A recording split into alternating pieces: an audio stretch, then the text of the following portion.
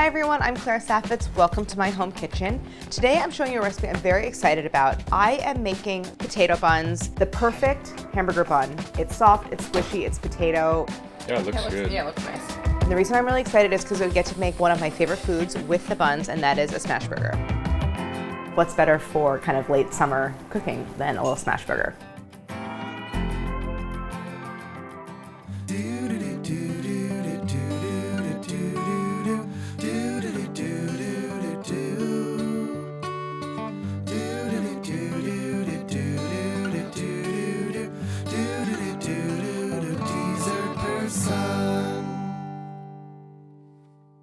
The potato roll is kind of like, for me, the platonic ideal of a burger bun. This particular version is incredibly soft and pillowy, but also kind of sturdy. And then I'm gonna kind of show you like how I put together how I like to eat my burger. We have here just ingredients for the buns themselves, and then later I'll bring out everything that we're gonna use to cook. Today I'm using an actual potato, one kind of medium small russet potato, 3 eggs, 2 go into the dough and 1 is saved for egg wash, some instant yeast, kosher salt, oil. This is olive. You could just use any kind of neutral oil. I'm just using olive because I ran out of neutral oil. You don't really taste it. 2 tablespoons of granulated sugar, 1/4 cup of milk, some sesame seeds because we're doing a seeded bun. And then I have bread flour, 3 cups and then an extra 1/2 cup. And I will use a little extra flour for things like bringing together the dough if it's sticky and working it on the surface. So that's it for the buns themselves. So the first thing we have to do for our potato dough is cook our potato. Here's why I'm using a whole potato. When you add cooked potato to any kind of bread dough, it adds softness and moisture. And those are both qualities that I want in a hamburger bun because I want like the squishiness. To avoid adding too much additional liquid, I want a measured amount of potato. So I'm gonna do 8 ounces and I'm gonna cut it into kind of 1-inch pieces. And the really important thing when you are doing this step is that you really truly need to overcook the potato. If it's even the tiniest bit al dente, you end up with like little lumps. It's not the end of the world because the lumps actually eventually kind of disappear into the dough, but it's just sort of best practice to overcook it, and that makes really wet potato pieces. What's happening is like you're sort of what's called gelatinizing the starches, and it's like holding onto the water and then contributing that water to the dough. All right, so I need 8 ounces. So you really want to cook this until it's falling apart, and one of the things that I do is I test the potato with a fork and not a knife, because like a fork is like more blunt. And like a paring knife will just slide into it, even if it's not like really, really cooked.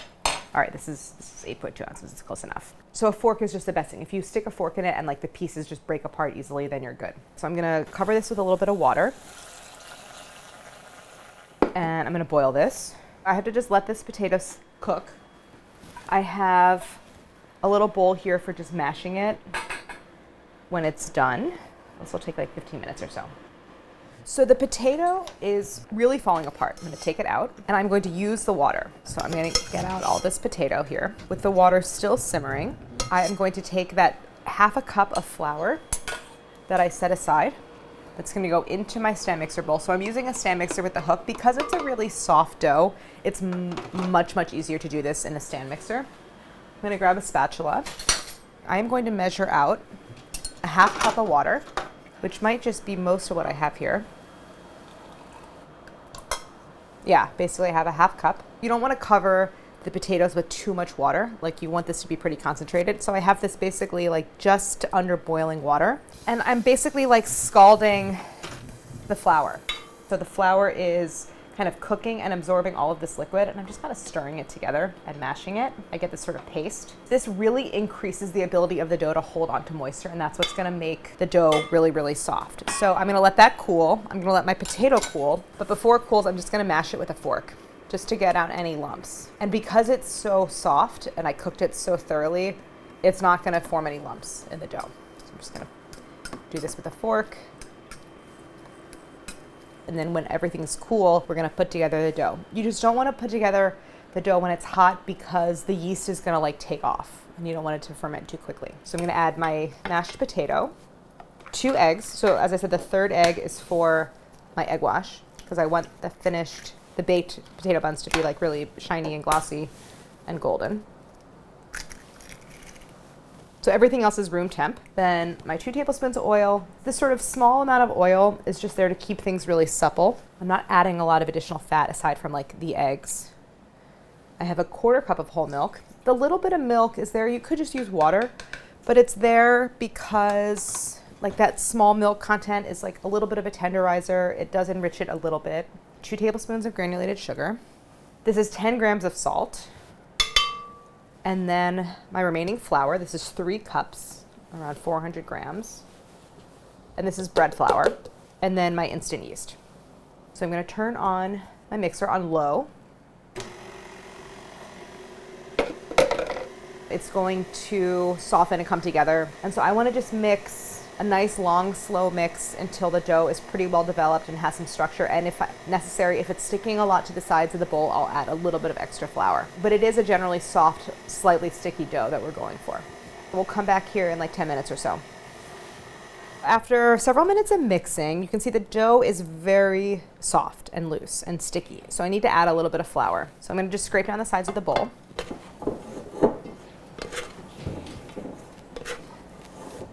And then I'm gonna add a couple of tablespoons of flour. And I like to add it just around the sides. And then the dough can kind of pull it in. And then I don't get any like really crusty pieces of dough stuck to the bowl. All right, so I'm gonna mix for another 5 minutes or so, still on low speed. This is ready. I am going to get it out of the bowl and onto a floured surface. Having a bowl scraper like this is very, very helpful. So I want to form this into a ball. So I like to sort of gather up all of the like rough edges, the kind of margins, and move them toward the center.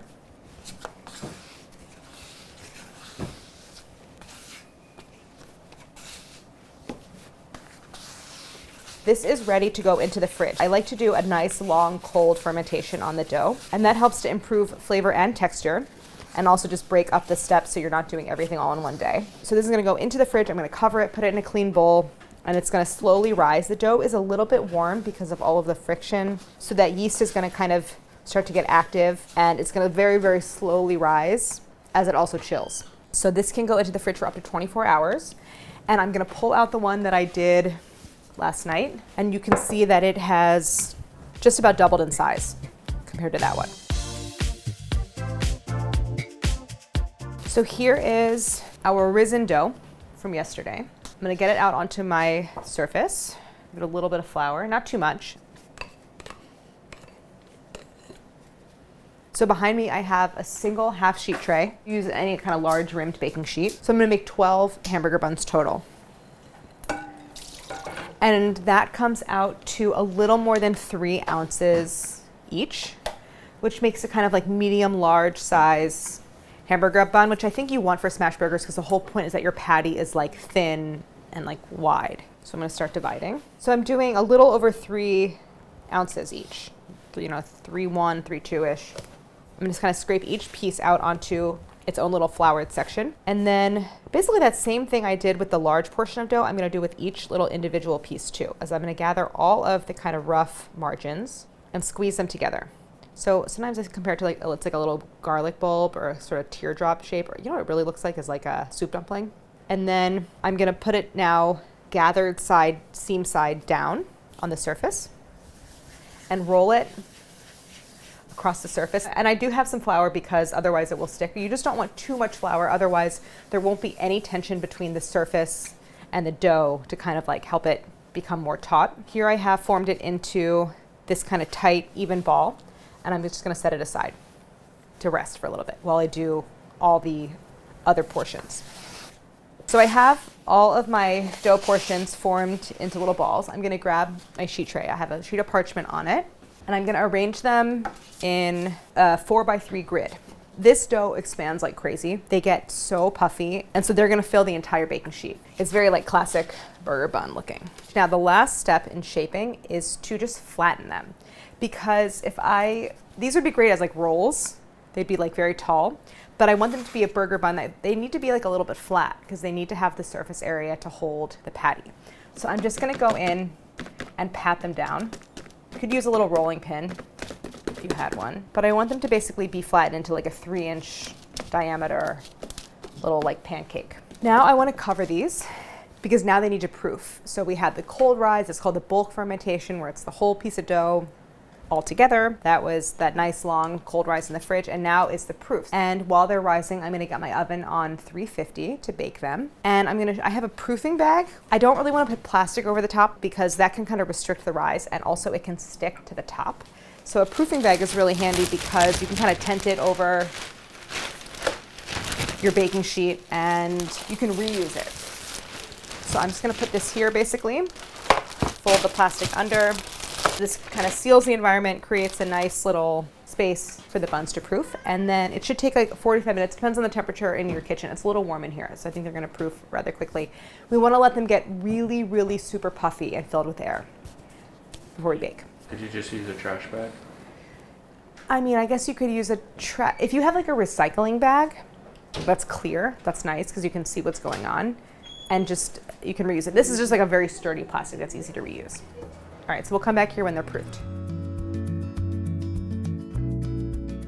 So while I'm waiting for the buns to proof, I'm collecting all of my burger components. Burgers are very personal. I feel like I've spent a lot of years really dialing in, like, what do I want? What does my burger have to have? These are my essentials. So I have some yellow American cheese here. Deli sliced American cheese, I think that's important. Then I have the components of a kind of like special sauce that I'm gonna make. So I have some coarse spicy mustard, ketchup, mayo, a little hot sauce. I have some pickles that I made, some onion I'm gonna thin slice, and then a little bit of butter, which is for griddling the buns. So I'm gonna put together my sauce. Oop, hello. I have like a child's love of ketchup. I really, really, really love ketchup, but it is kind of sweet. I also really want mayo on my burger, so I like the mix of everything. It's like you get a little heat from the mustard, a little acid, a little sweetness from the ketchup, creaminess from the mayo. And I'm kind of doing like 1 part ketchup, 1 part mayo, maybe half mustard. A little squirt of hot sauce. We keep garlic powder out like we keep our salt. A little pinch of garlic powder, a little bit of salt, maybe a little more hot sauce. The juice from relish. I'm not gonna add the pickle juice. That's a Vinny touch. And no black pepper. No black pepper. It's so good. So these are the pickles that I made. They're basically dill, but I pulled a little bit from bread and butter. Like I added a little turmeric. I sort of added a little more sugar than you normally add for dills. I like a kind of like sweet sour pickle, and it's just a quick pickle. So there's some dill, some garlic, black pepper, mustard seeds, sugar. I did a mix of white vinegar and apple cider vinegar, a little sugar. Pretty straightforward. I bought a crinkle cutter, and it's Kirby cucumber season, so it worked out really well. Okay, so actually this is a Vidalia onion. I did not mean to buy a sweet onion. I meant to buy a yellow onion, but I'm not upset. I actually love Vidalia onion. I'm gonna slice my onion, and I like to keep the onion in rounds. If you wanted to do this on a meat slicer, I suppose you could. One important thing to me about burgers and sandwiches generally is that like I really want the bites to be uniform. So it's like important to me that there's like every bite has the same stuff in it. Like I want every bite to have a little onion, a little pickle, a little cheese. So I like these big rounds of like thinly sliced onion. I'm gonna set this aside, and now let's talk about the beef. I made 4-ounce patties last night. This is 85-15 ground beef, meaning 85% lean, 15% fat. You could go 80-20. It will render out some of the fat, so just keep that in mind. The meat oxidized a little bit, which means it turned like a little grayish brown. It's totally fine, just FYI. It was just in the fridge for a little bit. It's a coarse grind. I like the texture of coarsely ground meat for my patties. So 4-ounce patties, keep in mind that the patties will shrink as they cook, so the fat's gonna render out. So I'm gonna prep my egg wash. I might add a little splash of heavy cream to this egg. I know I didn't call that out as an ingredient at the top of the video, but I think I'm gonna just do yolk and a little heavy cream, because yolk plus heavy cream equals like the most burnished, shiny looking brown surface texture. I'm just gonna grab a splash of heavy cream, just a splash. That's my egg wash, and then I'll check back in like 10 minutes. for the dough. They are proofed. I can tell because when I do this to the baking sheet, they kind of wobble. And I can see that like under the surface, there's some big air bubbles. I have my oven on 350. I am going to give each bun a little coating of the egg wash. I'm gonna thin it out with a little water. It's a tiny bit thick. The buns are really delicate. If the consistency is a little thick, it's harder to like spread it over the surface. Now, sesame seeds, obviously you can make them unseeded, but I like the look of a seeded hamburger bun. These are gonna go into the oven, which is on 350. I'm gonna bake them until they're like very risen and deep golden brown all over the surface. 25 minutes maybe, 20, 25.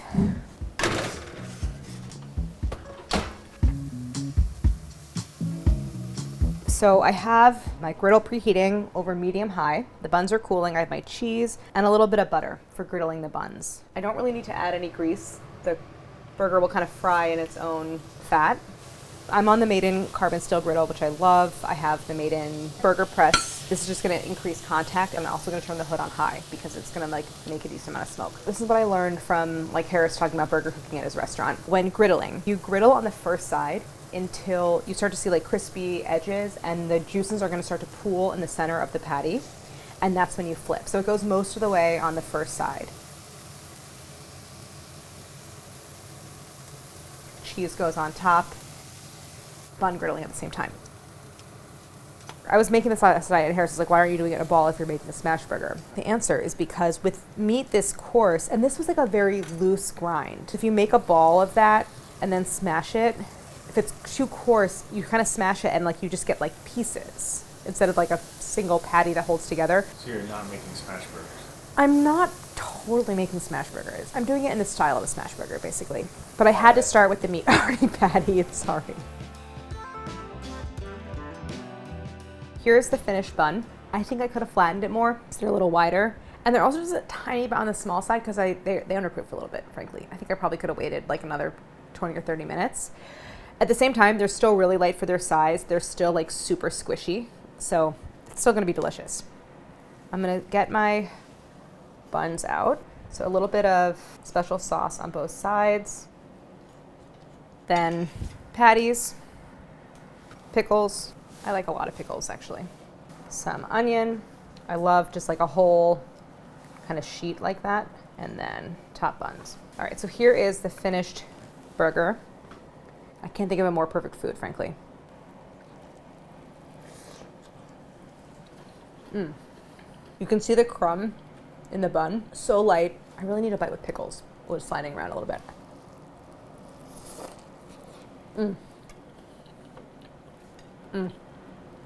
Do you know what I think the secret move is with the burger? Is a side of ketchup for like a little dipping.